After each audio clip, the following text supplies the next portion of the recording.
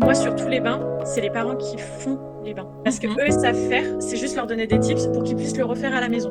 Ça peut aider sur des bébés qui vont être RGO, des choses comme ça, où il y a eu des petits traumas. Ça peut venir aider à sécuriser. Quand tu Voilà. sens qu'un bébé est un peu stressé pendant un soin, tu préfères utiliser des gestes doux et enveloppants pour apaiser ses tensions ou plutôt chanter doucement, lui parler pour le rassurer? Alors j'utilise des gestes doux et enveloppants pour en fait éliminer et pour apaiser tout ce qui va être tension.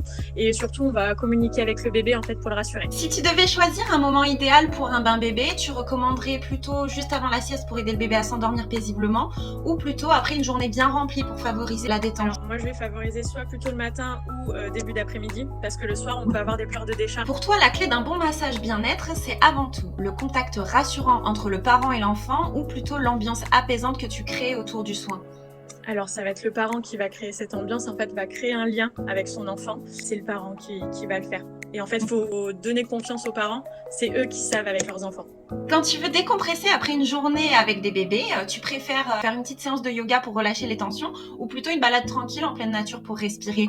Alors je vais plutôt faire une balade en pleine nature pour respirer et puis pour me reconnecter un petit peu avec la terre.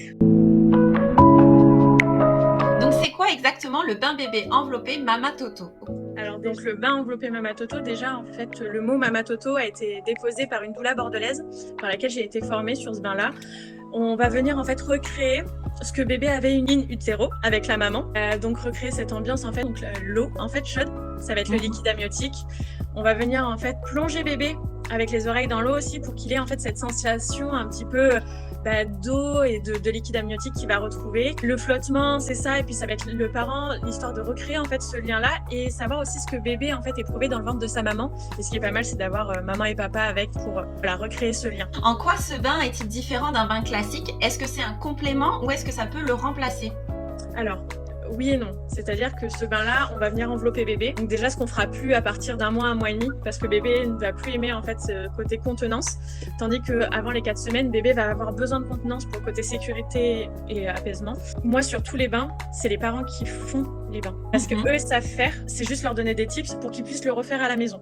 Ça peut aider sur des bébés qui vont être RGO, des choses comme ça où il y a eu des petits traumas, ça peut venir aider à sécuriser. Voilà. Mais c'est plus du complément et on n'est pas obligé de tout le temps de le faire. Il faut écouter bébé, il faut que les parents s'écoutent. Et justement, est-ce que le bébé ne risque pas trop de se sentir comprimé dans le linge pendant le bain? Pas du tout. En fait, on va venir envelopper bébé. Après, bébé va venir mettre ses mains comme il le souhaite. On va toujours essayer de poser une main en fait près du visage de l'enfant, voire deux, à voir comment bébé se positionne pour essayer de le contenir en fait, pour qu'il y ait vraiment cette sensation de contenance comme quand il était dans le ventre de sa maman. Et après, en fait, au fur et à mesure du bain, bébé en fait va retirer ses bras ou ses jambes. Et il faut laisser en fait le linge faire et bébé sera apaisé. Quels sont les bienfaits du bain bébé enveloppé? Il va y avoir le côté sécurité, le côté apaisant. On va venir recréer en fait ce que bébé a vécu justement dans le ventre de la maman. Donc du coup, il va y avoir des sensations en fait de bien-être. Et puis en fait, c'est surtout dans les yeux des parents de voir en fait ce que bébé a vécu pendant 9 mois. Et ça crée beaucoup d'émotions. À quel âge peut-on commencer ce rituel et jusqu'à quand? Dès que maman est rentrée à la maison. On peut commencer, voilà. Et après, c'est jusqu'à 4 semaines. Parce qu'après, c'est un peu plus compliqué d'envelopper bébé. Et souvent, sous un mois et demi, on commence ce qu'on appelle les bains libres. Donc, du coup, c'est moins facile avec un bébé de venir l'envelopper, d'avoir cette contenance et ce calme. Et est-ce que ce bain peut aider les bébés à mieux dormir ou calmer les coliques, par exemple? Oui, tout à fait. C'est préconisé pour les enfants qui sont les bébés qui sont RG, les mamans qui ont eu des césariennes. Et est-ce que ça peut remplacer d'autres méthodes de relaxation, comme le massage bébé, par exemple? C'est complémentaire. Un bain enveloppé, moi je vais faire de l'initiation, de la découverte de massage bébé, mais on va pas venir faire un massage anti-bébé parce que le bébé est déjà épuisé. Donc on va pas venir faire une initiation totale du massage bébé, mais dans un second rendez-vous, on peut faire le massage bébé. On peut venir en fait avec des petits points de réflexologie aussi, calmer certains maux, les dents, la tête, le ventre, même montrer certaines manœuvres pour calmer les maux de ventre, que ce soit tout ce qui va être colique ou même pour des bébés qui sont constipés. Donc c'est en complément. Et est-ce qu'un seul bain bébé enveloppé suffit à apporter des résultats ou est-ce qu'il faut en faire régulièrement? Alors non, souvent les parents font qu'un seul bain enveloppé bébé. Par contre, sur des mamans qui ont eu des grossesses difficiles, qui ont eu des césariennes, qui ont eu des prééclampsies, qui ont eu des traumas, comme ça, je vais recommander plutôt le bain rituel. Dans le bain enveloppé bébé, on va venir plonger bébé dans une grande baignoire. Donc, soit les parents l'ont, soit moi je ramène ma baignoire au domicile ou au cabinet. On va venir baigner bébé. C'est les parents en fait qui vont venir baigner bébé, soit un seul parent, soit les deux. Le bain rituel, ça se fait directement au domicile des parents. C'est dans leur propre baignoire. Et en fait, on va venir recréer plus ou moins ce que bébé vivait, mais avec maman dedans, et venir déposer une intention. Souvent, c'est des mamans, comme je disais, qui ont eu des traumas en fait lors de l'accouchement. Et on va venir en fait, c'est pas réparer, mais on va essayer de venir mettre des mots sur ça et dire que c'est ok. Et on va venir déposer l'intention et venir rassurer bébé et surtout venir rassurer la maman qui souvent a eu un trauma. Est-ce qu'on a besoin de matériel ou de compétences spéciales pour reproduire ce rituel à la maison? Alors, moi, je suis formée par LBDC, du coup, à Villeneuve-d'Ornon.